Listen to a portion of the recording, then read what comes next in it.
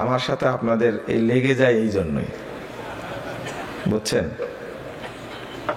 আবার রাগ করে চলে যায় না। আমি দোয়া করলাম আপনাদের, ওটা পরে বলছি।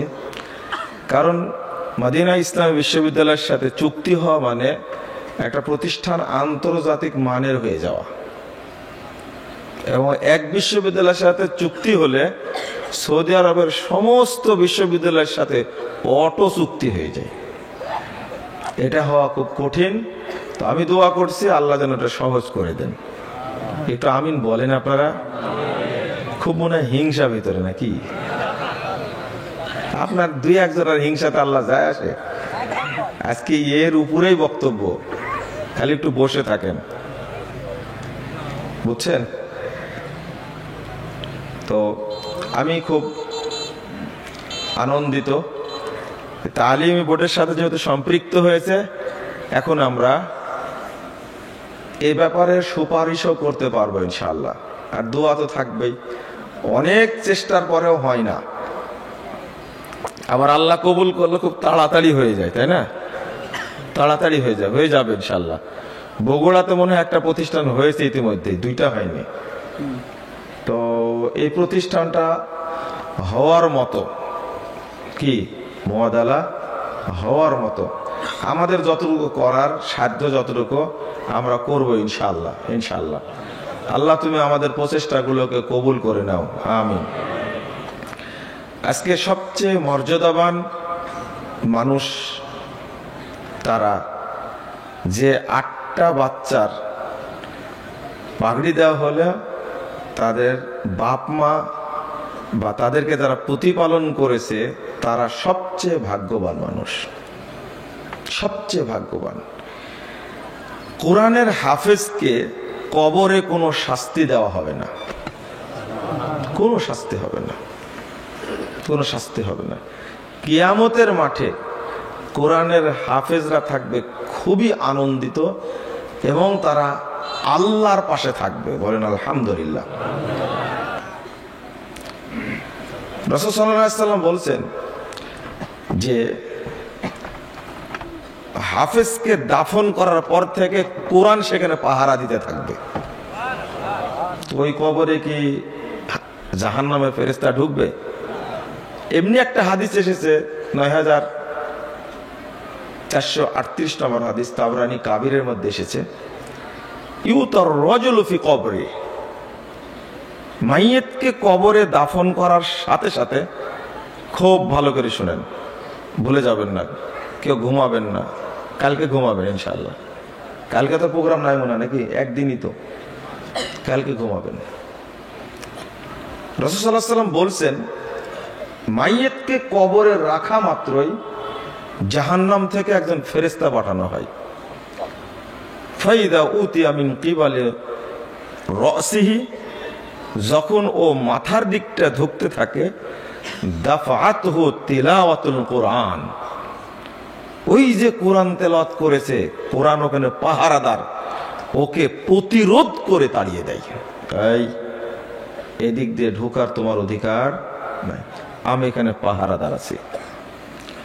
ওয়াইদা উতিয়া মিন কিবালি ইয়াদাইহি, যখন কবরের মাঝামাঝি ঢুকতে লাগবে, মাঝামাঝি যখন ঢুকবে, ফেরেশতারা ঢুকতে লাগবে, জাহান্নাম থেকে আগত ফেরেশতা শাস্তি দেওয়ার জন্য আসবে। রাসূল সাল্লাল্লাহু আলাইহি ওয়াসাল্লাম বলছেন দাফাআতুহু সাদাকা, ও যে সাদকা দান করেছে, এই সাদাকার কারণে, সাদাকা ওখানে পাহারাদার থাকবে, পাহারা দিতে থাকবে কিয়ামত পর্যন্ত, যাওয়া মাত্রই ও ধাক্কা দিয়ে তাড়িয়ে দেবে, তাই এখানে ঢুকতে পারবে না।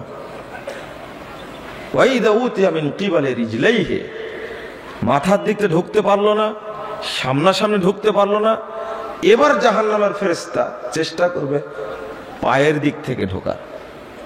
রাসূল সাল্লাল্লাহু আলাইহি ওয়াসাল্লাম বলেছেন যখনই ঢুকতে যাবে তখনই দাফাআহু মাশিউহু ইলাল মাসাজিদ, এই বান্দা যে প্রতিদিন গুটি গুটি পায়ে মসজিদে যেত, সমস্ত পদচিহ্ন পায়ের কাছে পাহারাদার হিসেবে থাকবে, যাওয়া মাত্রই তাকে জোর করে তাড়িয়ে দিবে। এই কবরের মধ্যে তোমার ঢোকার অধিকার নাই। এই তিনটা অভ্যাস আপনাদের মধ্যে আছে? আছে? নাই? কোরআন তেলাওয়াত তো রমাদানে করেছেন, এর মাঝখানে কখনো করেছেন? প্রতিদিনই পড়েন, তাই না? মাশাআল্লাহ মাশাআল্লাহ। মনে রাখবেন, কোরআন তেলাওয়াত নিয়মিত করলে ইনশাআল্লাহ আপনার কবরে ফেরেশতা, আযাবের ফেরেশতা ঢুকবে না, ঢুকতে পারবে না। 2 নম্বর, কোরআন তেলাওয়াত না শিখে কেউ মারা যাবেন না।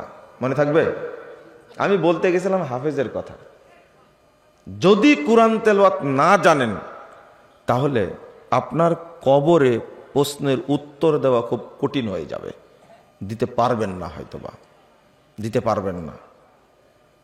রাসূল সাল্লাল্লাহু আলাইহি সাল্লাম বলছেন, যখনই প্রশ্ন করা হবে, মার রব্বুক বলবে আল্লাহ, ওমা দীনুক বলবে ইসলাম, মান হাজার রাজুল আল্লাহ জিবু ইসাফিকুম, ওই ব্যক্তিকে যাকে তোমাদের মধ্যে পাঠানো হয়েছিল, নবীকে, তখন বলে মুহাম্মদ সাল্লাল্লাহু আলাইহি ওয়াসাল্লাম।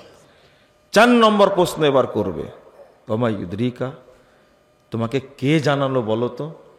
আল্লাহ, রব হলো আল্লাহ, দিন হলো ইসলাম, নবী হলো মুহাম্মদ, তুমি কিভাবে জানলে?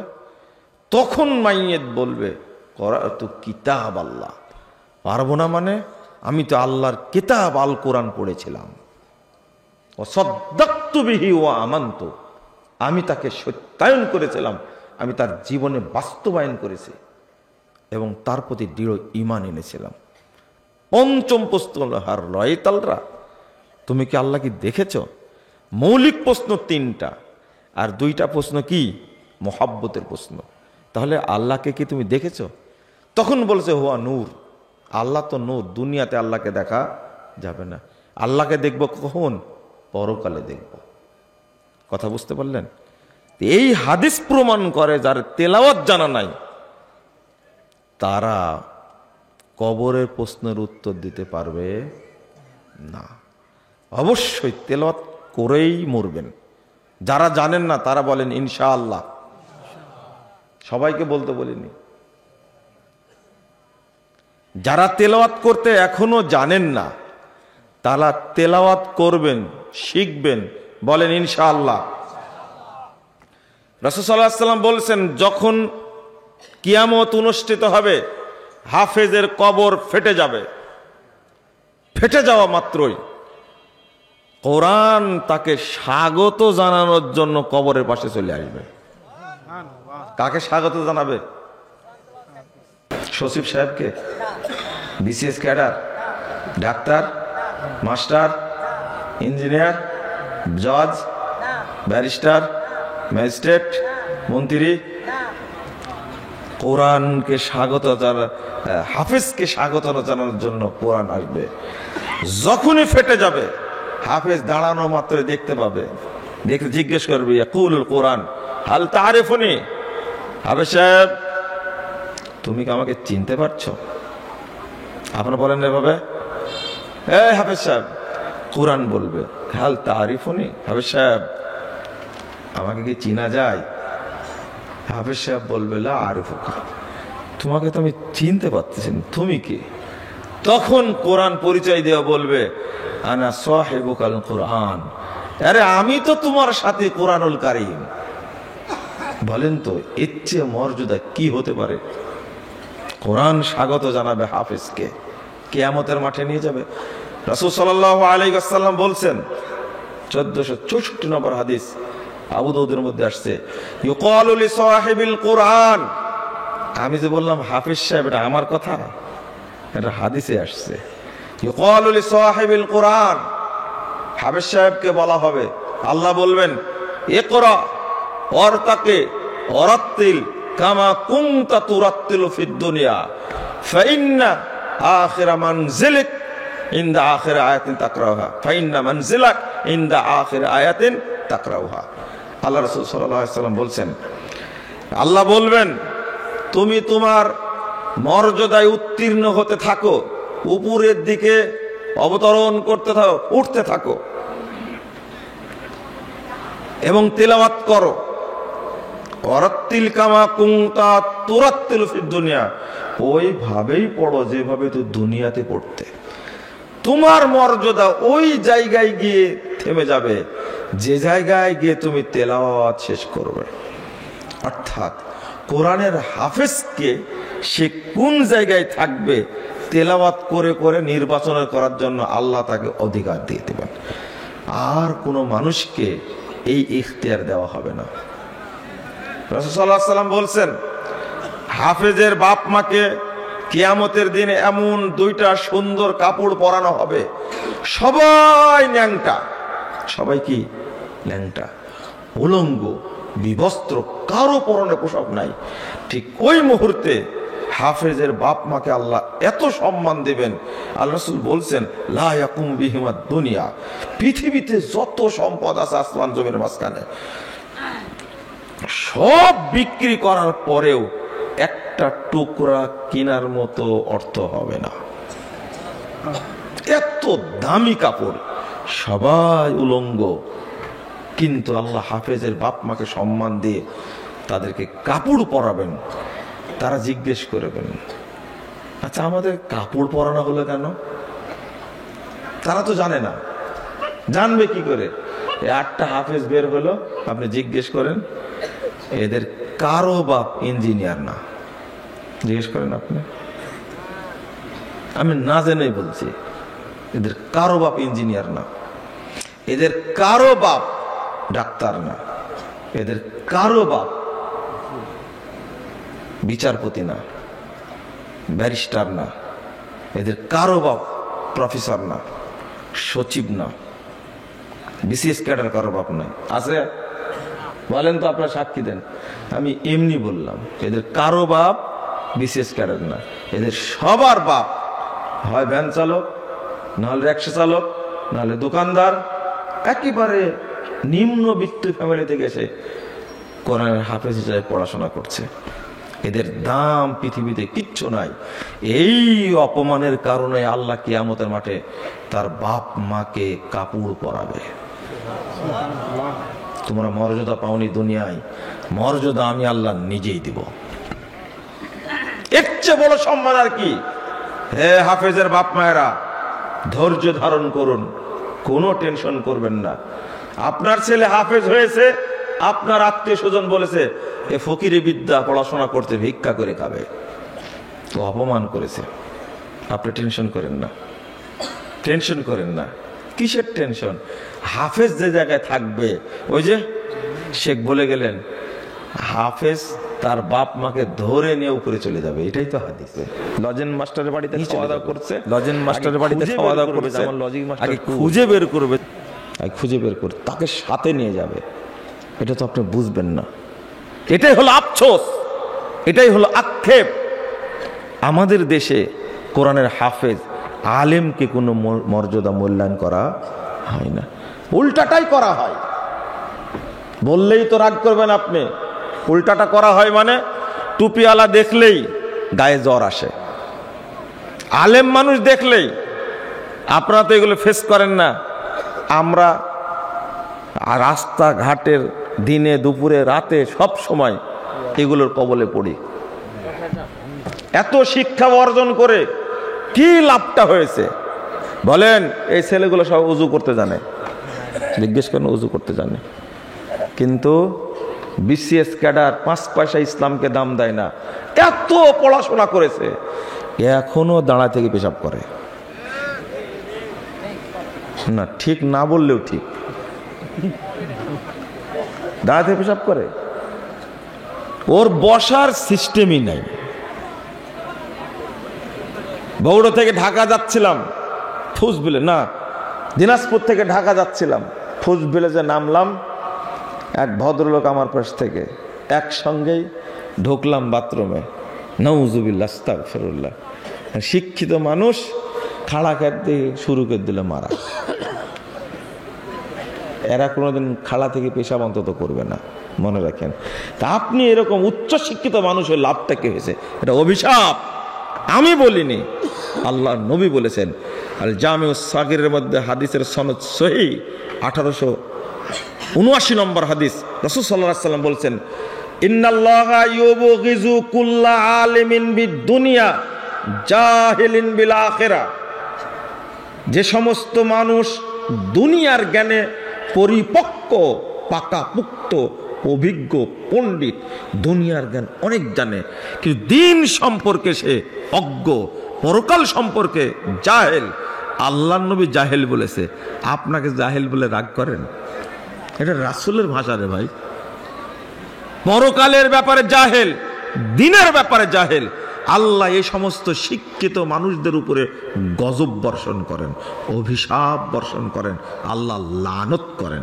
এই লানত করার কারণেই তো বাপ দাদার টাকা পয়সা শেষ করে বিশাল বড় ডাক্তার হয়েছে।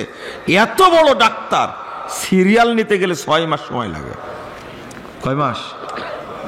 নাম বলবো না ডাক্তারের, সবাই চিনেন, বাংলাদেশে আছেন এরকম ডাক্তার। 6 মাস 7 মাস টাইম লাগে সিরিয়াল পড়ে। অথচ এই মানুষটা আজ পর্যন্ত পেশাব করাই জানে না, জানে না। কত জানে, এটা তো অভিশাপ, একটা বড় অভিশাপ, একটা অভিশাপ না? বিশেষ করে সন্তান বাপ বিয়ে দিয়েছে তো বাসর রাত্রে স্ত্রীর সাথে থাকবে, মিলন করবে, দোয়াটাই জানে না এখন পর্যন্ত। মানে শয়তান তার ওয়াইফকে নষ্ট করে ফেলে দিছে। বুঝেন না মনে কথাটা? হাদিসটা যদি কেউ দোয়া না পড়ে, শয়তানও তার সাথে সহবাস করে। এই হাদিস আপনি কোথায় রাখবেন? শিকায় তুলে রাখবেন? আমি থাকতে আমি বলবো ইনশাআল্লাহ, এটা গোপন করে রাখতে পারবেন না আপনি, এটা তো বলতে হবে হাদিস। এই দোয়াটাই পড়লো না, অথচ একজন বিসিএস কাদেরকে জিজ্ঞেস করেন, দুনিয়ার সব জ্ঞান আছে তার, শুধু জ্ঞান নাই কিসের? কোরআন হাদিসের কোনো জ্ঞান নাই। যারা আছে আমি তাকে জাহেল বলবো কেন? আচ্ছা ডাক্তার বলতে আমি ডাক্তার জাকির নায়েককে বুঝাইছি? বুঝেন না মনে হয় কথা, তাই না? তাহলে আপনি রাগেন কেন? আমি তো আপনাকে বলিনি। ইঞ্জিনিয়ার বলতে একজন ইঞ্জিনিয়ার 60 থেকে 65 বার কোরআনের অনুবাদ পড়েছে, আমার পরিচিত মানুষ। তিনি মানহাজ সম্পর্কে এত জ্ঞান রাখেন, বলছেন যে এই সমস্ত কথা মানহাজের সাথে মিলে না, এগুলো বলা যাবে না। একজন ইঞ্জিনিয়ার এতবার কোরআন পড়েছে, তিনি বহু মাদ্রাসা প্রতিষ্ঠান চালান। এই মানুষটা মানহাজ সম্পর্কে জ্ঞান রাখে, যা বাংলাদেশের আলেমরাও রাখে না। আমি তাকে কি জানোয়ার বলেছি? বুঝতে ভুল হয়েছে আপনার। আমি তাকে বলবো কেন? তিনি তো ইসলামের জন্য জান দেওয়ার চেষ্টা করছেন, অর্থ টাকা পয়সা সময় ব্যয় করছেন, বড় একজন ইঞ্জিনিয়ার। আমি তাকে বলিনি, আমি আপনাকে বলছি। যে মানুষটা আলেম দেখলে গায়ে জ্বর আসে, ওর টুপিওয়ালা দেখলে সমস্যার ভিতরে ম্যাক্সিমাম। আমি ওই ইঞ্জিনিয়ারকে বলছি, কোন ইঞ্জিনিয়ার জানেন? একটা রাস্তা করেছে, বিলে স্বাক্ষর করেছে, খরচ করার দরকার ছিল 10 কোটি টাকা বাজেট ছিল, ও খরচ করেছে 3 কোটি টাকা, মেরে খেয়েছে 7 কোটি টাকা। 6 বছরের রাস্তা 6 মাসে গুষ্টি শেষ। আমি এই ইঞ্জিনিয়ারকে জানোয়ার বলছি, আপনারা রাগ করছেন? রাগ করলে কিছু করার নাই। পদ্মা সেতুতে খরচ হতো 10,000 থেকে 12,000 কোটি টাকা, সেখানে খরচ দেখাইছে 50,000 কোটি টাকা। আমি এই সমস্ত জানোয়ারদেরকে বলছি, তোমাদের কারণেই দেশে একটা মরিচের দাম 4 টাকা, আলুর কেজি কত? 400 টাকা, মরিচের কেজি 1200 টাকা। 2টা মূর্তি তৈরি করতে খরচ হয়েছে মাত্র 117 কোটি টাকা। কত? 117 কোটি টাকা। এ টাকা রাখলো কোথায় রে ভাই? গোটা দেশ আজ আর্থিকভাবে হাহাকার অবস্থা, সব এই সমস্ত শিক্ষিত লোকদের কারণে। ভুল বললাম আমি? না না, এটা অভিশাপ। অভিশাপ আমি করিনি, আল্লাহর করেন অভিশাপ। বাঁচতে পারবেন না আপনি। ভদ্র মানুষ, এই হাফেজ সাহেবদেরকে আপনি ঘৃণা করেন? ভদ্র মানুষ এত সুন্দরভাবে চানাচুর খাচ্ছে আমার পাশে বসে থেকে, হ্যাঁ, ডান হাত দিয়ে প্যাকেট থেকে চানাচুর বাম হাতে ঢালছে, ঢেলে এমন করে খাচ্ছে। বলেন তো এই শিক্ষার কি দাম আছে? একে মানুষ খাচ্ছে না শয়তান খাচ্ছে? বলেন দেখি। আজ পর্যন্ত সে পানি খেতে জানে না, পানি খাওয়া বোঝেন তো? অধিকাংশই শিক্ষিত মানুষ সব অভিশপ্ত বাম হাতে পানি খায়। কি ভদ্র রে ভাই, বাম হাতে যখন পানি খাচ্ছে, আমি বলছে ডাইন হাতে ধরেন, এমন ভাবে তাকাচ্ছে আমার দিকে, তাকানো দেখে মনে হচ্ছে ওর পাশে বসে আমার ভুল হয়েছে, তাকানো দেখে মনে হচ্ছে, বুঝতে পারলেন? ও না ওই বাম হাতেই খাচ্ছে। আমি বললাম ডাইন হাতে ধরে খান, বাম হাতেই খাচ্ছে, কিন্তু তাকায় আমাকে বুঝাতে চাইলো যে এই সমস্ত মূলবির কারণে দেশে যত সমস্যা। বুঝেননি কথা? সি সি সি নাউজুবিল্লাহ, তুমি পানি খেতে জানো না তুমি এখন পর্যন্ত, মাস্টার্স সাই পাস, আমি বুঝে আসেন আমার। এই শিক্ষা দ্বারা কি হবে? এই শিক্ষাতে কিছু লাভ নাই। শোনেন, একজন ব্যক্তি এসে বলছেন, মুজাফফর সাহেব আপনি এখন উল্টা পাল্টা ফতোয়া মারছেন কেন? কিন্তু উল্টা পাল্টা ফতোয়া দিলেন কি করে? তখন বলছে, আপনি বলেছেন বাংলা ভাষায় উচ্চারণ করে কোরআন পড়া যাবে না। আমি বললাম যে আমি এটা তো বলিনি, আমি বলেছি বাংলা ভাষা, ইংরেজি ভাষায়, উর্দু ভাষায়, যে কোনো ভাষায় কোরআন উচ্চারণ করে পড়া হারাম, আমি এটা বলেছি। হ্যাঁ হ্যাঁ এটাই বলেছেন। তো এইভাবে বলেন আপনি?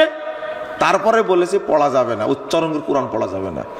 তখন বলছে এখন রিটায়ার্ড হয়ে গেছি, সারা জীবন উচ্চারণ করে কোরআন পড়েছি, আর এখন আমরা কি করব?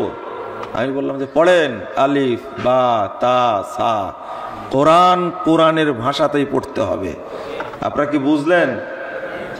মাথা খুশি আছেন কেন? আপনারা রাগ করছেন? কোরআন কোরআনের ভাষাতেই পড়তে হবে। বিসিএস ক্যাডার বুড়া হয়ে গেছে, এখনো বাংলা ভাষায় উচ্চারণ করে কোরআন পড়ে, বলেন তো নেকি হচ্ছে না পাপ হচ্ছে? এটা হলো অভিশাপ, অভিশাপ। কোন ভাষায় উচ্চারণ করে কোরআন পড়া যাবে না, হারাম। ইজমাউল উলামা, কোরআন কোরআনের ভাষাতেই পড়তে হবে। জানেন না? শিখেন, আপনি শিখেন। এটা নাকি উল্টা পাল্টা ফতোয়া, বলেন তো দেখি। ফতোয়া ঠিক আছে, কেউ বলে না ভয়ে, আমি বলি তাই। কারণ এই গালি কি আপনি সহ্য করতে পারবেন? কে সহ্য করবে গালি? কে গালি সহ্য করবে? মুজাফফর হলো জারোর সন্তান, এটা কি সবাই সহ্য করতে পারে? বলেন দেখি, বুঝেননি কথা? এবারে তাজা এমন ভাষায় গালি দিচ্ছে আমাকে, এই গালিতে সবাই সহ্য করতে পারবে না, তা আমাকে তো কথা বলতে হবে। গালি দিক, তবে অনুরোধ করে আপনাদেরকে শুনে গালিটা দিন। না শুনে খামাকে গালি দিলে আপনার পাপ হবে, আর শুনে গালি দিলে যদি শোনার কারণে হেদায়েত পান তাহলে আপনার নেকি হবে, ইনশাআল্লাহ নেকি হবে। সি সি সি সি নাউজুবিল্লাহ, আস্তাগফিরুল্লাহ, আস্তাগফিরুল্লাহ।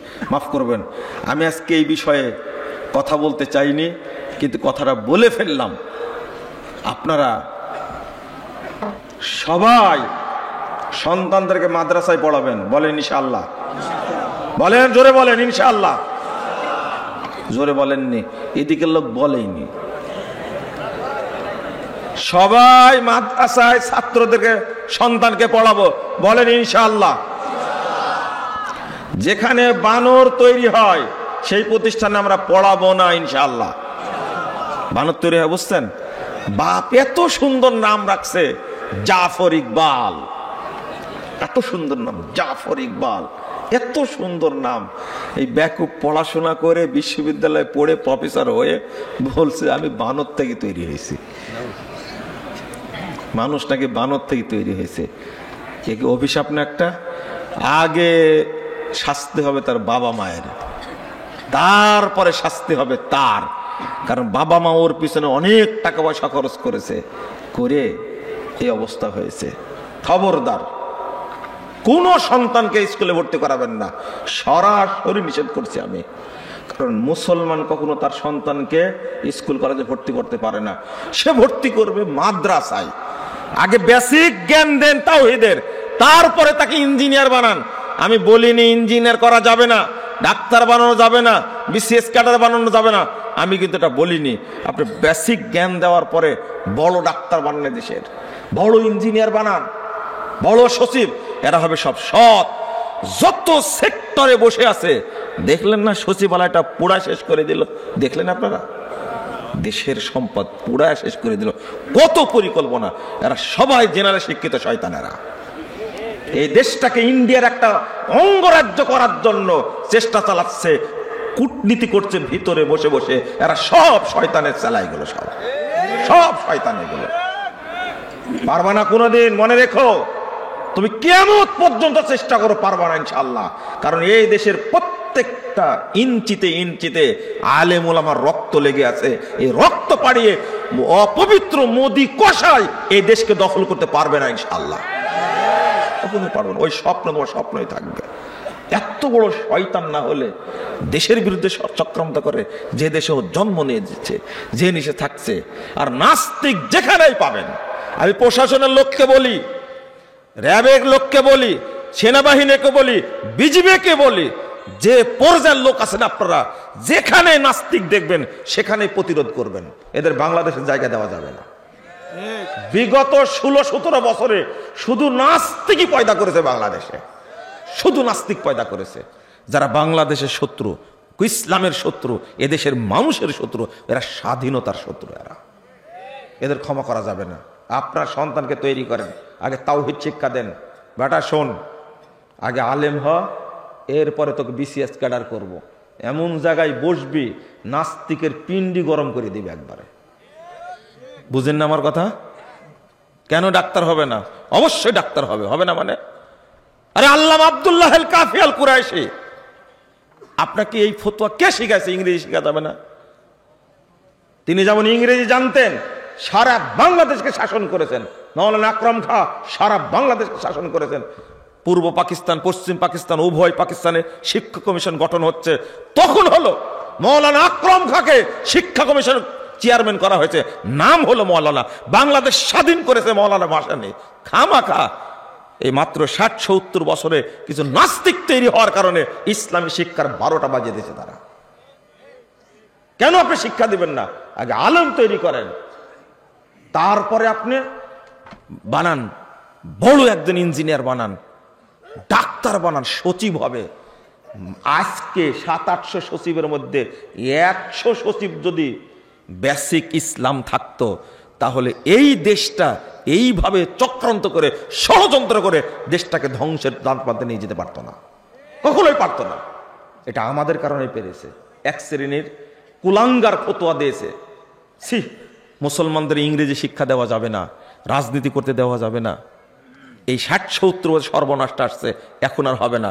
আমি আপনাকে যেটা বলছি, অবশ্যই বেসিক জ্ঞান আগে কোরআন সুন্নাহ দিবেন। বলেন ইনশাআল্লাহ। এখন মাদ্রাসায় পড়ার পরে ডাক্তার হওয়া যায়, ইঞ্জিনিয়ার হওয়া যায়, সচিব হওয়া যায়, জাজ হওয়া যায়, ব্যারিস্টার হওয়া যায়, ম্যাজিস্ট্রেট হওয়া যায়। আপনি কেন স্কুলে পড়াবেন সন্তানকে? আপনার প্রতি আমার রাগ এই জায়গায়। কেন পড়াবেন? এরা হবে অভিশপ্ত। আল্লাহ যেন আমাকে মাফ করে। কথাগুলো বলার জন্য আপনারা কষ্ট পেয়েন না। বলেন তো, ঈমান মানে কি? বলেন, জোরে বলেন, ঈমান মানে কি? কুলি করবেন কালকে। কি শিক্ষা দিলাম এখন পর্যন্ত? আপনারা নাকি বক্তব্য শুনেন, আপনারা আমার শুনেন না। ঈমান মানে বিশ্বাস। কে শিখাইছে?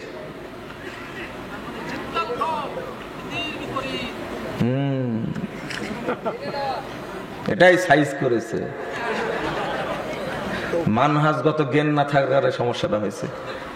আমরাও মানহাজ বুঝতাম না, বুঝছেন? মালুমুন আন্নাল ঈমান হুয়াল ইকরার। আচ্ছা, কুফর মানে কি? কুফর মানে কি? অস্বীকার করা। তো কুফরের বিপরীতটা কি? ঈমান না? ঈমানের বিপরীত কি? কুফর। কুফর মানে কি? অস্বীকার করা। তাহলে ঈমান মানে কি হবে? এই তো বেরিয়ে গেছে। ঈমান মানে কি? স্বীকার করা। আর জীবনে বলবেন বিশ্বাস? বলেন না। ইনশাল্লাহ বলবো না আর কোনোদিন। কি বলবেন? ঈমান মানে কি? স্বীকার করা। আবার বলেন, সবাই বলেন, ঈমান মানে কি? স্বীকার করা। ঈমান মানে কি? স্বীকার করা। হায় হায়, আল ইতিরাফ, স্বীকৃতি প্রদান করা। বিশ্বাস যারা বলে, এদের আকীদা ভালো না। আশারি আর মাতৃদের নিকট ঈমান শুধু বিশ্বাস করলে হয়ে যায়, আমল করাও লাগে না, স্বীকারোক্তি দেওয়াও লাগে না। এর নাম কি ঈমান হতে পারে? না। ঈমান মানে আত-তাসদীক বিল জিনান, অন্তরে বিশ্বাস, ওয়াল ইকরার বিল লিসান, মুখে স্বীকৃতি, ওয়াল আমালু বিল আরকান, কর্মে বাস্তবায়ন, ইয়াজিদু বিত-তাআহ ওয়া ইয়ানকুসু বিল মাসিয়া, সৎ কাজে বেড়ে যায়, অসৎ কাজে কমে যায়। এর নাম কি? ঈমান। আর বাংলাদেশের মানুষ বিশ্বাস করে ঈমান মানে বিশ্বাস, ওরা নাম দিয়েছে, বিশ্বাস করলে ঈমান হয়ে যায়, কাজ করাও লাগে না, স্বীকৃতি দেওয়াও লাগে না। নাউজুবিল্লাহ। আর জীবনে কোনোদিন বলবেন না ঈমান মানে বিশ্বাস, কোনোদিন বলবেন না। ঈমান মানে স্বীকৃতি দেওয়া, স্বীকার করা। ঈমান মানে কি? স্বীকার করা। ছোট্ট একটা প্রশ্ন করব, উত্তর দিলে পারলেন ভালো, না দিলে নাই। বলেন তো, ঈমান আমল না আকীদা? জোরে বলেন, ভয় পাবেন না। ঈমানটা আকীদার অংশ না আমলের অংশ? আবার কুলি করবেন। সহিহ বুখারী পড়ার পরে হুজুর বলছে ঈমান তো আকীদার অংশ। আমি কি পড়লেন বুখারী, কি পড়লেন? ইমাম বুখারী রাহিমাহুল্লাহ বাব বেঁধেছেন, বাবু মান ক্বালা ইন্নাল ঈমানা হুয়াল আমল। ঈমানটা আমলের অংশ। কিসের? যার মনে রাখার রাখবেন, যার ভুলে যাবেন। কিন্তু কথাটা শুনলেন তো, একজনও মনে রাখতে পারবেন না আপনারা? পারবেন না মনে হয়, তাই না? কিছু বলবো, শুনবেন আপনারা ঈমানের উপরে? শুরু করেছি তো, বিরক্ত হয়ে যাবেন আপনারা মনে হয়, তাই না? লা হাওলা ওয়ালা কুওয়াতা ইল্লা বিল্লাহ, আস্তাগফিরুল্লাহ। রাত গভীর হয়ে গেছে আর আলোচনা ধরেছে, তবে সহজ করে বলবেন ইনশাআল্লাহ।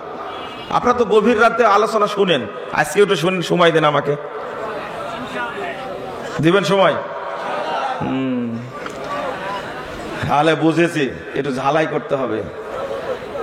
কালকে বলবেন, বলেন তো গায়রিল মাগদুবি আলাইহিম ওয়ালাদ-দাল্লিন কেন? আল্লাহুম্মা আমিন বলেন, বলেন বলেন একটু। কাল থেকে বলবেন তাহলে, তাই না?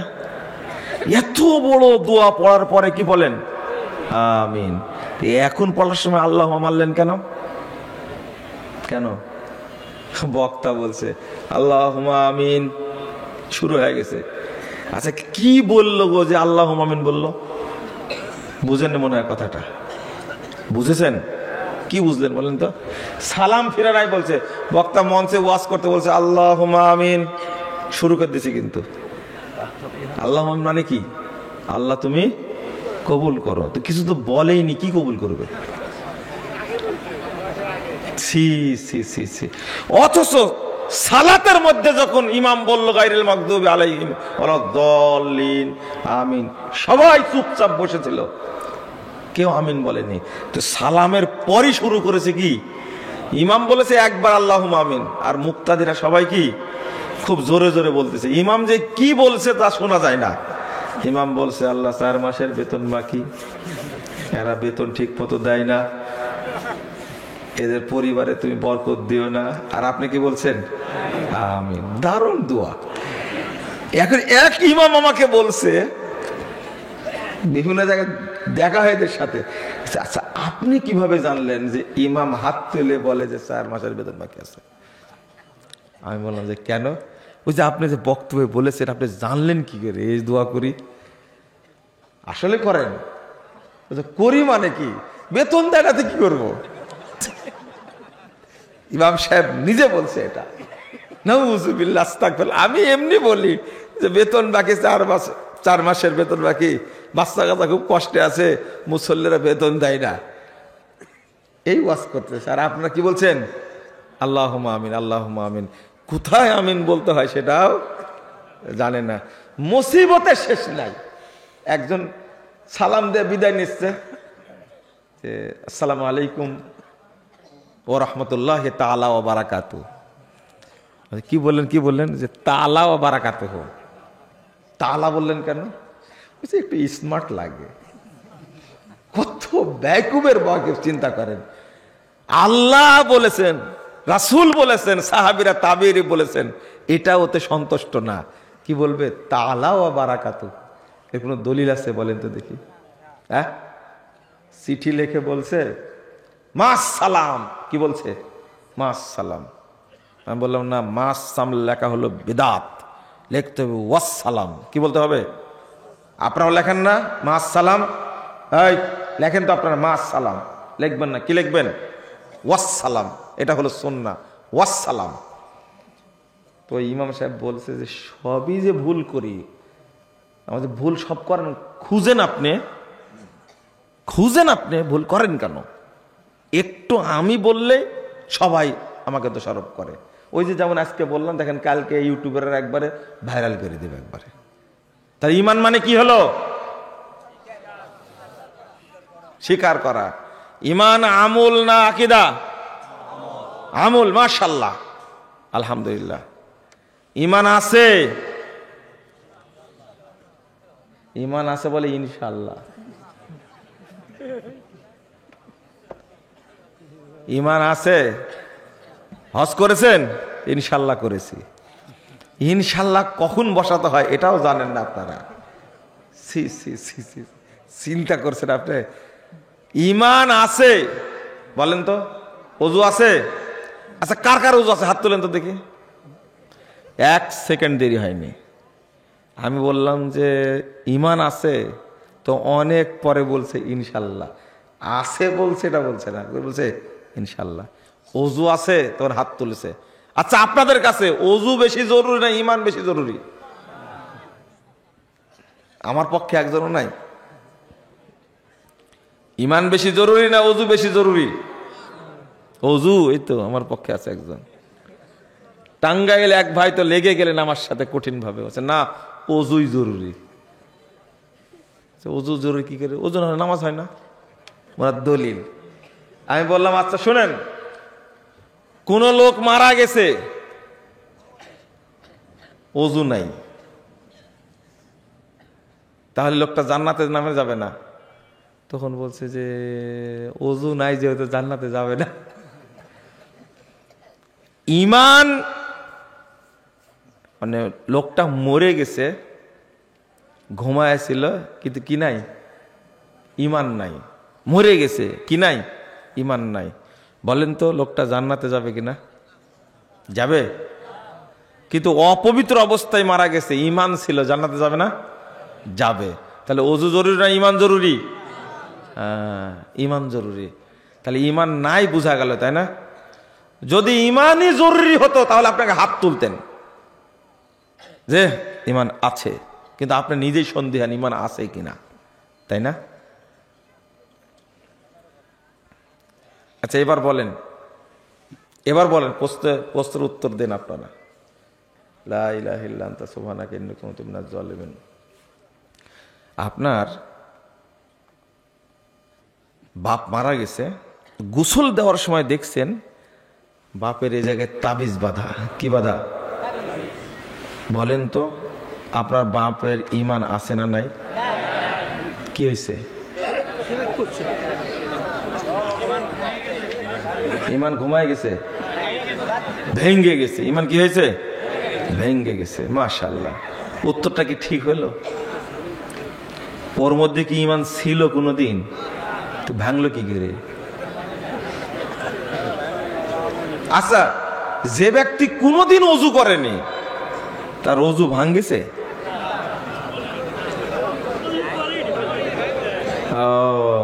এবার একমত হয়েছেন আপনারা। ওযুই জীবনে করেনি, ভাঙবে কি করে, তাই না? বৌমাকে জিজ্ঞেস করছে শাশুড়ি, মা তোমার যে ওযু নষ্ট হয়ে গেছে খেয়াল করোনি? বলছে যে তাহাজ্জুদের নামাজ আবার ওযু লাগে? তাহাজ্জুদের নামাজে কি লাগে না? ওযু লাগে না। যে ওযু করেনি তার ওযু ভাঙার কোনো সম্ভাবনা নাই।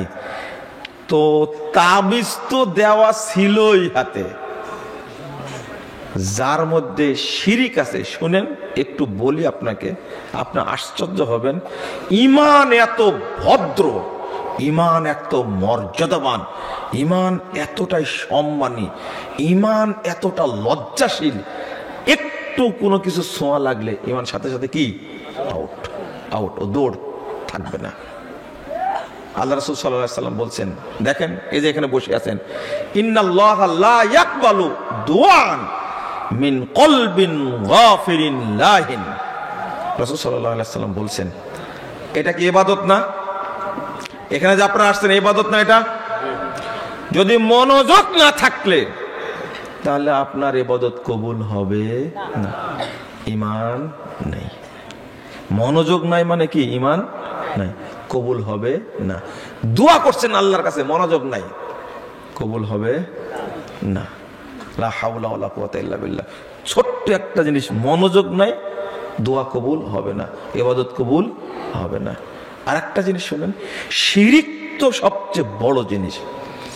আপনি চুরি করেছেন, কি করেছেন?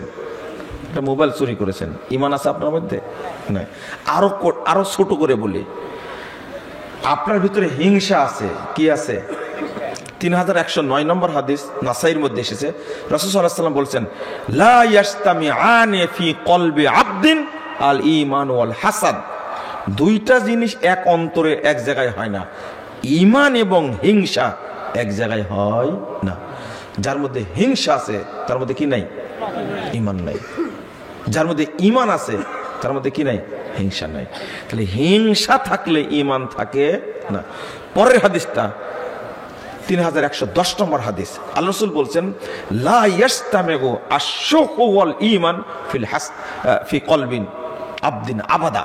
আল্লাহ রাসূল বলছেন, কৃপণতা থাকলে সেখানে ঈমান থাকে, কোনো দিন যাবে না, আবাদা। কারণ তোর কৃপণতা থাকলে তার ভিতরে ঈমান থাকবে না। বুঝতে পারছেন কথাগুলো? আল্লাহ রাসূল বলছেন, আল হায়াউ মিনাল ঈমান, আল হায়াউ ওয়াল ঈমানু কুরিনা জামিয়া। 58 নম্বর হাদিস মুস্তাদরাক হাকিমের মধ্যে এসেছে, আল্লাহ রাসূল সাল্লাল্লাহু আলাইহি ওয়াসাল্লাম বলছেন, লজ্জা এবং ঈমান দুইটা পাশাপাশি থাকে। ইদা রুফিয়া আহাদুহুমা রুফিয়াল আখার, একটা উঠে গেলে আরেকটা উঠে যায়। মনে করেন আপনার বাড়িতে একটা মেয়ে আছে, সে গায়ে কাপড় নেই, নামাজও পড়ে, বাজারেও যায়, স্কুলেও যায়, লজ্জা নাই। বলেন তো ঈমান আছে কিনা? না। মানে একটা মহিলা দাঁড়ায় আছে, আপনি বারবার তার দিকে তাকাচ্ছেন, বলেন তো আপনার মধ্যে ঈমান আছে কিনা? থামেন, আরো হাদিস অনুবাদ করলে আরো পরিষ্কার হবে। রাসূল সাল্লাল্লাহু আলাইহি ওয়াসাল্লাম বলছেন, আল হায়া ওয়াল ইউ শুবাতুম মিনাল ঈমান, লজ্জা এবং অল্প কথা ঈমানের অংশ। ওয়াল বাযাগু ওয়াল বায়ানু শুবাতুম মিনান নিফাক। 2027 নম্বর হাদিস তিরমিজির মধ্যে এসেছে, আল্লাহ রাসূল বলছেন, যে ব্যক্তির মুখ থেকে অশ্রাব্য ভাষা বের হয় এই ব্যক্তির মধ্যে ঈমান নাই। খুব খারাপ ভাষা বের হয় আপনার মুখ থেকে, যদি ঝগড়া লাগে তখন দেখবেন যে আপনার মুখ থেকে বস্তির মতো কথা বের হচ্ছে। আপনার ওয়াইফকে যখন এখন ফোন দিয়ে বলি যে আপনার হাজব্যান্ড, আপনার স্বামী আপনার সাথে কেমন ব্যবহার করে, বলবে যে পৃথিবীতে এরকম খারাপ মানুষ নাই। ফোন দিয়ে আপনাকে একটা নাম্বার দেন, আপনাকে বলি, অবশ্যই বলে মুখের ভাষা কেমন, বলছি এই এলাকায় এত খারাপ ভাষা কেউ কথা বলে না।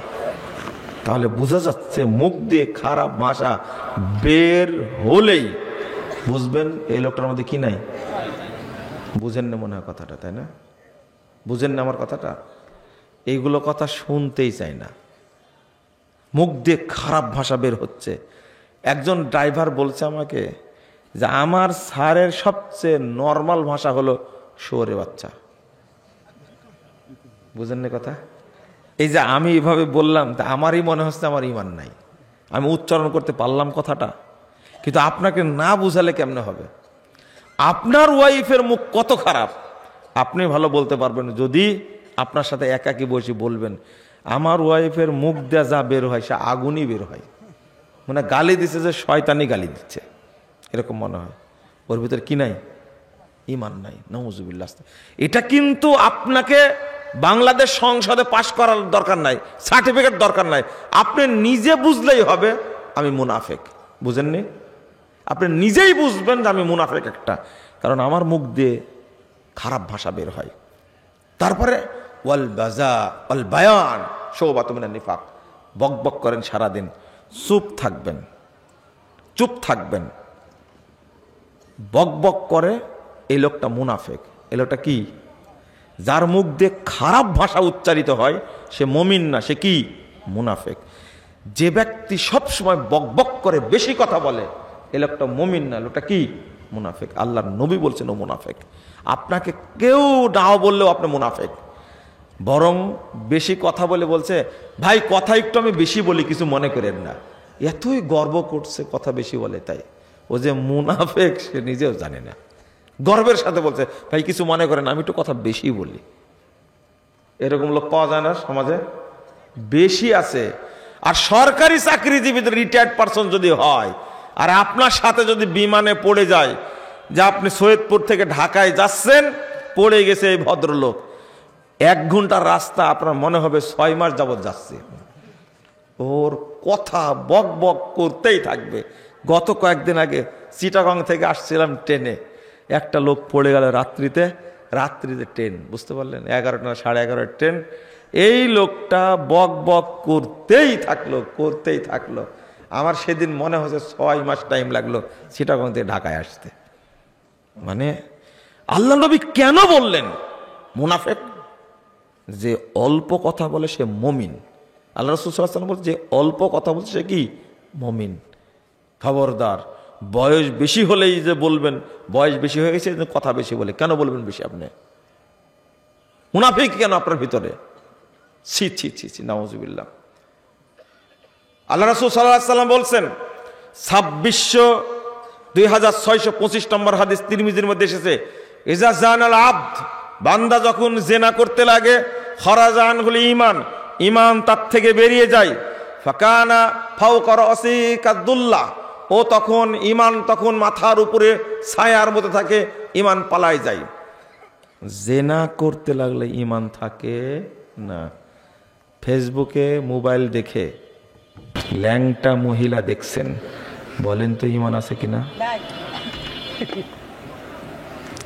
2657 নম্বর হাদিস সহিহ মুসলিমের মধ্যে এসেছে, আল্লাহ রাসূল বলছেন, আল আইনানি জিনাহুমা নাজরু, 2 চোখের জেনা হলো দেখা, ওয়াল উযুনানি জিনা হল ইস্তেমা, 2 চোখের জেনা হলো শোনা। আপনি মোবাইলে ইয়ারফোন লাগায়, কানে লাগায়ে লালনের গান শুনছেন, রবি ঠাকুরের গান শুনছেন, হিন্দি গান শুনছেন, আপনি একটা বেঈমান, আপনার লজ্জাও নাই, শরমও নাই, বেহায়া আপনি। একজন ইবাদত গুজার মানুষ, মুসলিম পরহেজগার মানুষ কখনো ফেসবুক চালাতে পারে না। এখানে যারা আছে সবার ফেসবুক আইডি আছে, সবার আছে? নাই? আলহামদুলিল্লাহ। খবরদার, ফেসবুক আইডি খুলবেন না, বেঁচে থাকবেন তার থেকে। আপনার তো দরকারই নাই তাতে। মাশাআল্লাহ। হ্যাঁ, সবাই টাচ মোবাইল ব্যবহার করবেন না, বাটন, তাই না? যদি এটা ব্যবহার করতে পারেন তাহলে আপনি নিরাপদ থাকবেন। এত জঘন্য জিনিস, খারাপ জিনিস ফেসবুক, আপনি খুললেই উলঙ্গ মহিলা চলে আসবে, খোলা মাত্রই দেখবেন ল্যাংটা মহিলা। আল্লাহ রাসূল বলছেন চোখ দিয়েও জেনা করে, ছি ছি ছি ছি, কান দিয়েও জেনা করে, ছি ছি ছি ছি। 14 ফেব্রুয়ারিতে যা করবেন সামনে আসতেছে, 31st নাইট সামনে আসছে, 16 ডিসেম্বর গেছে, বাংলাদেশে এমন অবস্থা সৃষ্টি করেছে, নাউজুবিল্লাহ, আস্তাগফিরুল্লাহ, গান বাজনাতে ভর্তি।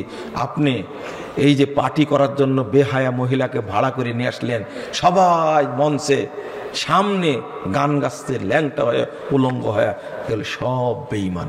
কি হাদিস দিয়ে বলছে, অলুজুনানে জেনা হুমাল ইস্তেমা, 2 চোখের জেনা হলো, 2 কানের জেনা হলো কান দিয়ে শোনা, ওয়াল লিসান জেনাহুল কালাম, মুখের জেনা হলো কথা বলা, ওয়াল ইয়াদ জিনাহাল বাতশ, হাতের জেনা হলো হাত দিয়ে ধরা, ওয়ার রিজল জিনাহাল খুতা, পায়ের জেনা হলো পা দিয়ে হেঁটে যাওয়া। একটা মহিলার আপনি হাত ধরছেন, আপনি বোঝেন তো, বলেন তো আপনি মুমিন না মুনাফিক? মুনাফিক আপনি। আমি আরেকটা হাদিস অনুবাদ করি, আপনাকে বুঝাই আপনি কি পরিমাণ মুনাফিক, কত টাটকা মুনাফিক আপনি, আপনার কাছে প্রমাণ হবে। আমি আপনাকে বলে দিচ্ছি, নাউজুবিল্লাহ, আস্তাগফিরুল্লাহ, আস্তাগফিরুল্লাহ, আস্তাগফিরুল্লাহ।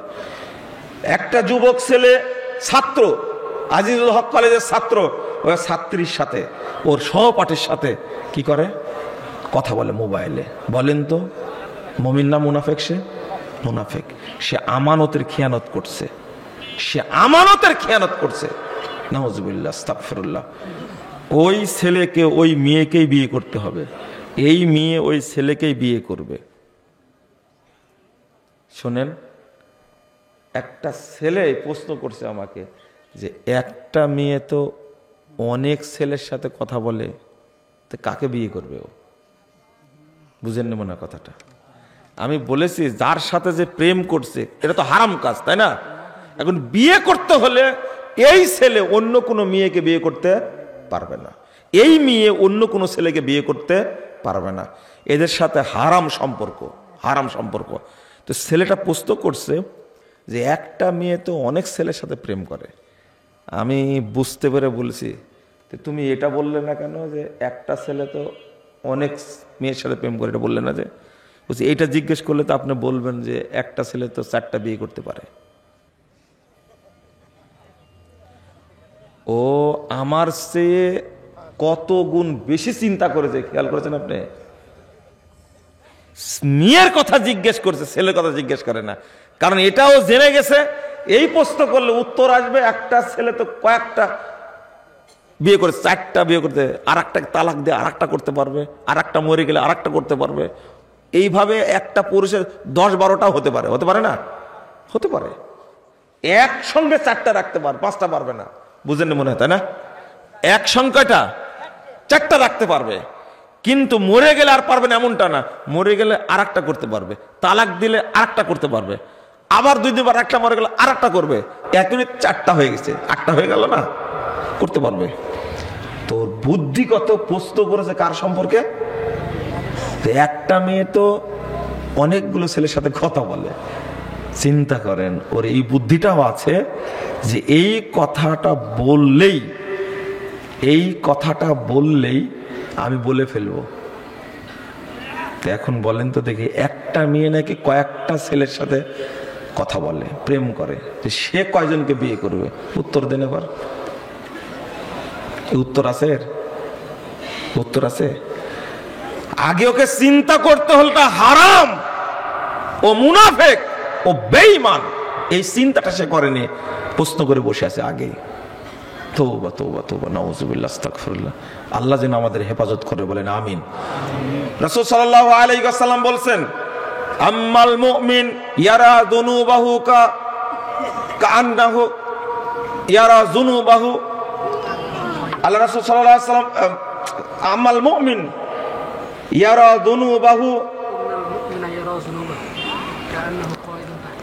লা হাওলা ওয়ালা কুওয়াতা ইল্লা বিল্লাহ। জি, ইন্নাল মুমিন আম্মাল মুমিন ইয়ারা যুনুবাহু কান্নাহু কায়দুন তাহতা জাবালিন ইয়াখাফু আইয়াকা আলাইহি।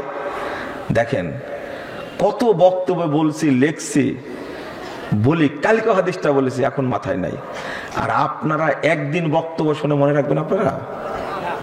বুঝেন তাহলে?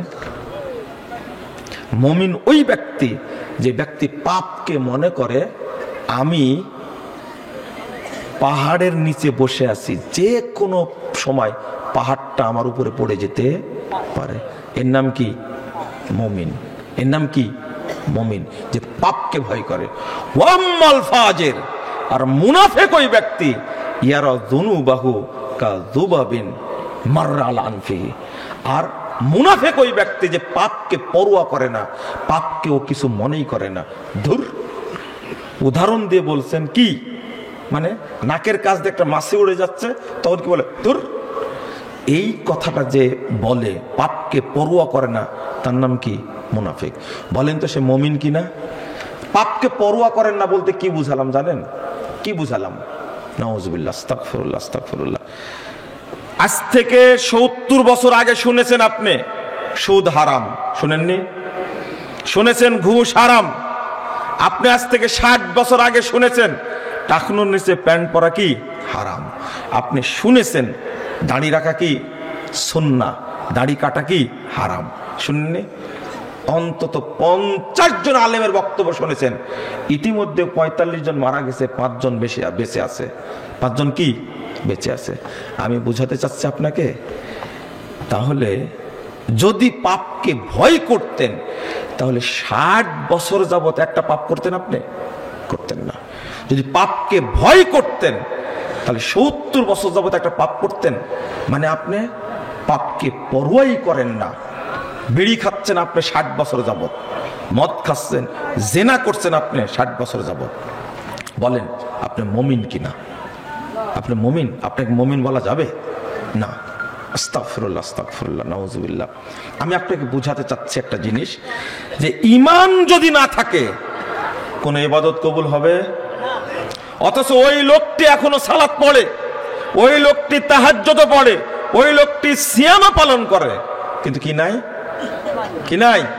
ঈমান নাই। আল্লাহ রাসূল বলছেন, ইয়াতি আলান নাসিস জামান, মানুষের সামনে একটা যুগ আসবে, একটা সময় আসবে, ইয়াসতামিউনা ওয়া ইউসাল্লুনা ফিল মাসাজিদ, লোকেরা দলে দলে মসজিদে প্রবেশ করবে, সালাত আদায় করবে। লোকেরা দলে দলে মসজিদে যাবে, সালাত আদায় করবে। সব মসজিদ মুসল্লি দ্বারা পূর্ণ থাকবে। ওয়ালাইসা ফীহিম মুমিন, কিন্তু কোন মসজিদে একজন ইমানদার খুঁজে পাওয়া যাবে না। মুসল্লি আছে কিন্তু কি নাই? ঈমান নাই। এরা হয় মুনাফিক, নয়তো মুশরিক, নয়তো কাফের। আমি মুশরিক বললাম কেন, কাফের বললাম কেন? আমি মুশরিক বললাম কেন, কাফের বললাম কেন? এদেশের অধিকাংশ মানুষ মাজার পূজার সাথে জড়িত। কোন পূজা? মাজার পূজার সাথে জড়িত অধিকাংশ মানুষ। বলেন তো তারা মুশরিকরা মুমিন? মুশরিক। মাজার যারা পূজা করে তারা কখনো মুমিন থাকে না, কি হয়ে যায়? কাফের হয়ে যায়। তারা মুশরিক হয়ে যায়, কিন্তু তারা নামাজ পড়ে, হজও করে, উমরাও করে, দাবি করে কি মুমিন। আল্লাহ এই জন্যই বলছেন, ওমা ইউমিনু আকসারুহুম বিল্লাহ ইল্লা ওয়া হুম মুশরিকুন। আল্লাহর প্রতি ঈমান আনা সত্ত্বেও তারা মুশরিক। আমি বলছি না, আল্লাহ বলছেন। তো আপনারা একটু ভেবে নেন, ভেবে নেন, নামাজ পড়লে একজন ব্যক্তি কি হয় না? মুমিন প্রমাণ হয় না। নামাজ পড়লে একজন ব্যক্তি প্রমাণ হয় না যে মুমিন। হজ করলেই মনে হয় না সে মুমিন। আপনি মনে করবেন যে সিয়াম রাখলে নিজেকে মুমিন মনে হবে? না, মুমিন মনে হবে না। কারণ সিয়ামটা মুমিন হওয়ার মানদণ্ড না। মুমিন হওয়ার মানদণ্ড হলো ঈমানকে শক্ত করে ধরে থাকা। আমি বলতে চেয়েছিলাম 7টা জিনিস বলাটা ভালো হতো, কিন্তু মনে হয় এখন বললে ব্রেনে ধরে রাখতে পারবে না।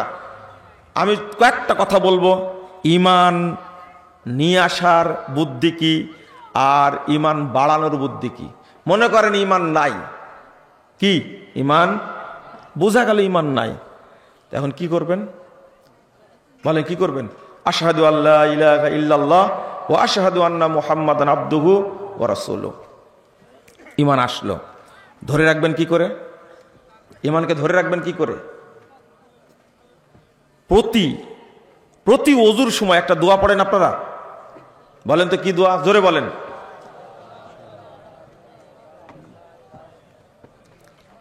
রাসূল সাল্লাল্লাহু আলাইহি ওয়াসাল্লাম বলছেন, ওযুর পরে কেউ যদি এই দোয়া পড়ে, ওযুর পরে কেউ যদি এই দোয়া পড়ে, তার জন্য জান্নাতের 8টি দরজা খুলে দেওয়া হবে। যে কোনো দরজা দেয়া জান্নাতে প্রবেশ করতে পারবে। আচ্ছা, নামাজ পড়ার পরেও তো আল্লাহ এত ফজিলত বর্ণনা করেনি। সিয়াম পালন করলে জান্নাতের 8টি দরজা খুলে দেওয়া হবে, এরকম কোনো দলিল আছে? নাই। সালাত আদায় করলে জান্নাতের 8টি দরজা খুলে দেওয়া হবে, এরকম কোনো দলিল আছে? না। কিন্তু ওযুর পরে দোয়াটা পড়লে জান্নাতের 8টি দরজা খুলে দেওয়া হবে, এই ফজিলতটা কেন? জহরে পড়েছেন সালাত, ওযু করেছিলেন জহরের আগে, ওযু করার পরে দোয়া পড়েছেন, জহর থেকে আসর হতে হতে আপনি কি হয়ে গেছেন? কি হয়ে গেছেন? ঈমান হারায় গেছে আপনার। আবার আসরের টাইম ওযু করলেন, করার পরে আবার ওযুর দোয়াটা পড়লেন, আবার ঈমানটা ফিরে আসলো। আপনি আসর থেকে মাগরিব পর্যন্ত এর মাঝে ঈমান হারায় ফেলেছেন। মাগরিবের সময় ওযু করতে গিয়ে আবার এই দোয়াটা পড়ছেন, আবার ঈমান কি ফিরে আসলো। আল্লাহ কত দয়ালু, আপনি অজান্তেই আল্লাহ ঈমানকে নবায়ন করে দিচ্ছে। বলেন আলহামদুলিল্লাহ, আলহামদুলিল্লাহ। তাহলে আপনি ওযুর দোয়াটা পড়তে ভুলবেন না কখনোই। 2 নম্বর, সবসময় বলবেন কি লা ইলাহা ইল্লাল্লাহ। সবচেয়ে বড় জিকিরের নাম কি? লা ইলাহা ইল্লাল্লাহ, সবচেয়ে বড় জিকির। আপনি এটা সবসময় করতেই থাকবেন। 3 নম্বরটা বলবো, বেশি বেশি তেলাওয়াত করবেন। কি করবেন? বেশি বেশি কি তেলাওয়াত করবেন? কোরআন তেলাওয়াত করবেন। 4 নম্বরটা, নফল সিয়াম কখনো করেন? নফল সিয়াম করেন না। নফল সিয়াম করার চেষ্টা করবেন। নফল সিয়াম সোমবার, বৃহস্পতিবার অথবা 13, 14, 15 আইয়ামে বীজের সিয়াম রাখবেন, চেষ্টা করবেন ঈমান ধরে থাকবার জন্য। 5 নম্বরটা, তাহাজ্জুদ সালাত কখনো পড়েছেন? তাহাজ্জুদ নিম্নে 2 রাকাত। কয় রাকাত? নিম্নে 2 রাকাত। মাঝে মাঝে রাত্রিতে উঠে 2 রাকাত পড়বেন, এটাই তাহাজ্জুদ হয়ে যাবে ইনশাআল্লাহ। কয় রাকাত? আপনি বেতের আগে পড়ে নিয়েছেন, কোনো সমস্যা নাই, কিন্তু রাত্রে জাগতে পেরেছেন, ফজরের আগে উঠলেন, ওযু করে 2 রাকাত সালাত পড়বেন। শুরু করেন 2 রাকাত দিয়ে, এক সময় আপনি 11 রাকাত পড়তে পারবেন, এক সময় আপনি রাতের শেষে বেতের পড়তে পারবেন, কিন্তু শুরুই তো করছেন না আপনি। আপনি শুরু করেন। তাহাজ্জুদ সালাত নিম্নে কয় রাকাত? 2 রাকাত। আপনি 2 রাকাত পড়েন, আমি বলছি ঈমান আপনার সাথে থাকবে ইনশাআল্লাহ। আর 6 নম্বরটা আপনাকে যেটা বোঝাতে চাচ্ছে, 6 নম্বরটা আপনি চেষ্টা করবেন আপনি ফকির মিসকিনকে খাওয়ানোর চেষ্টা করবেন, তাহলে ঈমান আপনার ভিতরে থাকবে। মুশকিল হলো অধিকাংশ মানুষের মধ্যে কি নাই? ঈমানই নাই। অনেক আলোচনার প্রসঙ্গ ছিল, এত রাত হয়ে গভীর হয়ে গেলে আলোচনা করে সুখ পাওয়া যায় না। আর এমন একটা বিষয় আলোচনা করতে চেয়েছি আজকে, যে আলোচনার বিষয়টা বোঝার ব্যাপার। কিসের ব্যাপার? শেষে একটা কথা বলি, শেষ করে দিই। ঈমানের নবায়ন বুঝেন আপনারা? নবায়ন বুঝেন? ঈমানকে হেফাজত করা বুঝেন? বুঝেন না। শুধু শিরোনামগুলো মনে রাখেন। ঈমানের নবায়ন করা লাগে। কি করা লাগে? নবায়ন করা লাগে। অর্থাৎ লা ইলাহা ইল্লাল্লাহ বললেন, নবায়ন হয়ে গেল। ঈমানটা নবায়ন করা এত জরুরি, সাহাবীরা বলতেন ইজলিস বিনা নুমিনু সাআ, আসো আমরা একটু ঈমান আনি, ঈমানটাকে নবায়ন করে দিই। আপনি এটা বলবেন, আপনি ঈমানটা নবায়ন করবেন। ঈমানটা নষ্ট হয়ে যায় মানুষের, মাঝে মাঝে নবায়ন করলে ঈমানটা আবার ঠিক আসবে ইনশাআল্লাহ। জাযাকুমুল্লাহ খাইরান, বারাকাল্লাহু ফিকুম। আমি আপনাদের কষ্ট দিতে চাই না। হ্যাঁ, এত প্রশ্ন করেছেন,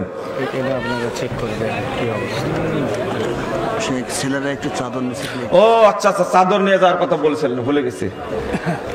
ধান খারা তাকে তুলে নি। আচ্ছা, শেষ বৈঠকে আপনারা কিছু দেওয়ার চেষ্টা করবেন ইনশাআল্লাহ। ইনশাআল্লাহ এটা আগে মনে করে দিলে হলো, আমি ভুলে গেছি। শেষে আপনারা কিছু দিয়ে যাবেন। ওয়াজ মাহফিলে জান্নাতের বাগান, তবে সেই মাহফিলের বক্তা সাহেব মোটা অঙ্কের টাকা নিয়ে ওয়াজ করেন, তাহলে আপনার জন্য কি জান্নাতের বাগান? জান্নাতের বাগান এটা কিন্তু হাদিসের আসছে এইরকম। মাশাআল্লাহ, আল্লাহ যেন আপনাকে 1000 কোটি টাকা দান করে, আমিন। আমি কিন্তু এই দোয়াই করি, কেউ যদি 1 টাকা দান করে, আল্লাহ যেন তাকে 1 কোটি টাকা দেয়। আল্লাহর ভান্ডারে অভাব নাই। আমি আল্লাহর কাছে চাচ্ছি আল্লাহ যেন আপনাকে দেয়, আর যে উদ্দেশ্যে দান করেছে আল্লাহ সেই উদ্দেশ্য পূরণ করেন, আমিন। আপনারা যে প্রশ্নটা করেছেন, এইরকম মাজলিসকে জান্নাতের বাগান বলা হয়েছে, এটা ঠিক আছে, কিন্তু মানে বক্তা যে এত টাকা নেয়, তোকে ডাকলেন কেন? দোষ তো আপনার। 80,000 টাকা না হলে সে আসে না, 1,30,000 না দিলে আসে না। যে চুক্তি করে এই বক্তাকে দাওয়াত দেন কেন? ও তো আপনাকে চেনে না, আপনি নিয়ে আসছেন, অর্থাৎ বক্তার চেয়ে আপনি বড় পাপী। ফজর, মাগরিব, ইশার সময় প্রথম 2 রাকাত জোরে সূরা বলা হয়, কিন্তু জোহর আসরে প্রথম 2 রাকাতে বলা হয় না কেন? এটা আল্লাহকে জিজ্ঞেস করবেন মরার পরে। আমাদের একটা খাস জমি আছে, আমাদের অজানাতে গোরস্থান থাকতে পারে, সেখানে জানাজার নামাজের জায়গা করতে চাই, সেখানে কি করা যাবে? কবর আছে, সন্দেহ করেন, কিন্তু জানাজা পড়া যাবে ওই জায়গাতে, কোনো সমস্যা নেই। 2টা কবর আছে, সেটা কি উঠানো যায়? অনেকে জানা অবস্থায় কাজকর্ম করতেছে, এই অবস্থায় কি হবে? জানাজা করা যাবে ওই জায়গাতে, কবর থাকলে সমস্যা নাই, কিন্তু সালাত আদায় করা যাবে না।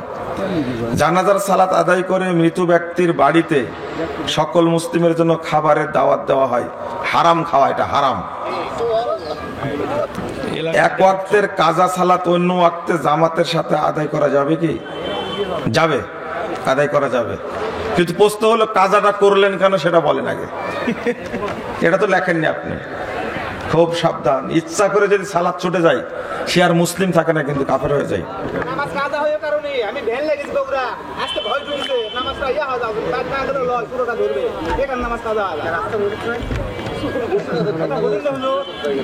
বুঝছি, রাস্তায় রাস্তায় কোনো মসজিদ নাই। ও চোরে চুরি করলে যাবে, তাই না? আচ্ছা আচ্ছা, বাড়িতে এসে পড়বেন। মসজিদের জায়গায় রূপালী ব্যাংক থাকলে কি ওই মসজিদে নামাজ হবে?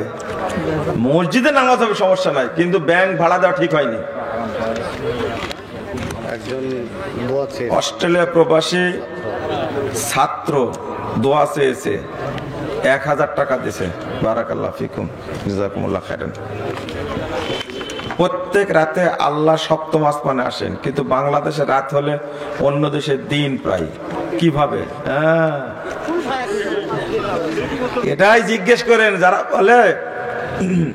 যারা বলে সারা পৃথিবীতে একদিনে ঈদ হবে, একদিনে সিয়াম রাখতে হবে, এই প্রশ্ন তাদেরকে করেন। অনেকবার উত্তর দিছে, আল্লাহ যেভাবে ইচ্ছা সেভাবে আসেন, ঠিক আছে? আল্লাহ সবকিছু জানতেন তাই লিখে রেখেছেন, নাকি লিখে রাখলে তাই সবকিছু হচ্ছে? লেখা আছে, হাদিসে লেখার কথা আছে। তামাক, জর্দা, সিগারেট হারাম, অথচ কি লেগেছে? অথচ এলাকায় দোকান, ধর্মীয় সভা, আলোচনার স্থানে অনেক জায়গায় অনেক জাঁকজমকপূর্ণ দেখায়। মানে এগুলো তো বিক্রি হয়, জর্দা এগুলো, তাই বলছেন নাকি? না কি বলতে চাচ্ছেন? পানের সবই চলে তো বিভিন্ন এলাকায়। সভা পরিচালনাকারীদের উদ্দেশ্যে কিছু উপদেশ দিতে বলেছে। ও আচ্ছা আচ্ছা, ওখানে তো লেখাই আছে, ওই যে দোকান নিষেধ লেখা আছে যে, হ্যাঁ, কসমেটিক্সের দোকান নিষিদ্ধ। ভালো নিয়াতে 31st নাইট পালন করা যাবে কি? মদ বিসমিল্লাহ বলে খাওয়া, তাই না? ওয়াজ মাহফিল শেষে হাত তুলে মোনাজাত, এখন ওই ভূত আছে? প্রশ্ন হয়, হ্যাঁ,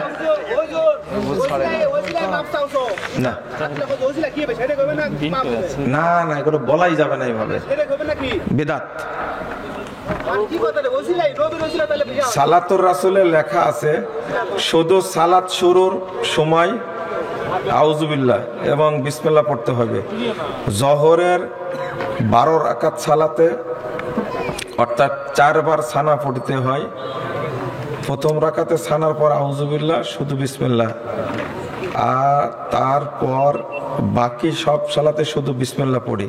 এই নিয়ম কি ঠিক আছে? জি ঠিক আছে। সালাতুর রাসূল যেটা গালেব স্যারের লেখা, তাই না? জি জি ঠিক আছে। পরে কিছু সমস্যা করেছেন জানি না। এই সালাতুর রাসূল 1 বছর আমি পূর্ব দেখেছি, ঠিক আছে, কোনো সমস্যা নাই। সকাল ও সন্ধ্যায় দোয়া লেখা আছে। সকালের দোয়াগুলি কি ফজর সালাতের পর পড়িব না বেলা ওঠার পর পড়ব? আর সন্ধ্যার দোয়া কি মাগরিবের সালাতের পড়বেন? না, সন্ধ্যার দোয়াটা আসর থেকে শুরু করবেন, আসরে পড়তে ভুলে বলে মাগরিবের পরে পড়বেন, ঠিক আছে? আর সকালের দোয়াটা যেটা বলা হয়েছে এটা ফজর সালাতের পরে পড়বেন। সুন্নাত ও নফল সালাতে কত প্রশ্ন রে ভাই। সুন্নাত ও নফল সালাতে সালাম ফেরানোর পর কোন দোয়া পড়া লাগবে কি? হ্যাঁ, আপনি পড়তে পারেন। ইমাম সাহেব প্রতিদিন ফজর সালাতের ফরজ নামাজ পড়ার পর এবং কিছু দোয়া পড়ার পর একটি করিয়া হাদিস শোনান। সেই সময় কিছু মুসল্লি মসজিদের ভিতরে, এটা কোনো সমস্যা নাই, হাদিস শোনাতে পারবে। আলী রাদিয়াল্লাহু আনহুর পায়ের তীর নামাজ পড়া অবস্থায় খুলিয়াছিলেন, এই হাদিস কি ঠিক? এটা তো হাদিসই না, শিয়াদের তৈরি করা। রোম, সাম, আরব মিশর দেশে মারা গেলে তাহাদের নাকি গোরাজ মাফ, এটা কি ঠিক? সব মিথ্যা কথা। হিন্দু বৌদ্ধ খ্রিস্টান এর টাকা দিয়ে মসজিদ মাদ্রাসা সভা করাতে নেওয়া যাবে কি? যাবে। একটা একটা করিয়া 3টা কাপড় পরি। কাপড় পরার দোয়া কি 3বার পড়বো না একবার পড়বেন। পিস টিভি বাংলা আবার পুনরায় চালু হয়েছে। ডক্টর জাকির নায়েক যদি আপনাদের আবার ডাকে তাহলে কি আপনারা যাবেন? কি ব্যাপার, আপনি কি জন্য প্রশ্ন করছেন? এটা ফরজ। জাতির পিতা আদম আলাইহিস সালাম একটা ভুল করেছিলেন আগে, 5 আগস্টের পরে আরেকটা ভুল। আচ্ছা, দোয়া পড়লেন আপনারা, সুবহানাক আল্লাহুম্মা ওয়া বিহামদিক আশহাদু আল্লা ইলাহা ইল্লা আনতা আস্তাগফিরুকা ওয়া আতুবু ইলাইকা। আসসালামু আলাইকুম ওয়া রাহমাতুল্লাহ।